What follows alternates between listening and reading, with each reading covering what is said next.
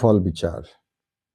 স্বভাব, ওরা হবে বুদ্ধিমান, সহজ, বোধ শক্তিসম্পন্ন, দৃঢ় মনোবল, চলমান, সর্বদা আনন্দপ্রিয় ও অর্থবান হয়।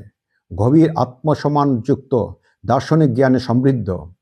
ধনবাব, এদের আর্থিক অবস্থা ভালোই হবে, বয়স বাড়ার সাথে সাথে আর্থিক অবস্থার উন্নতি ঘটবে। স্বাধীন ব্যবসায় শুভ ফল ও আর্থিক উন্নতি।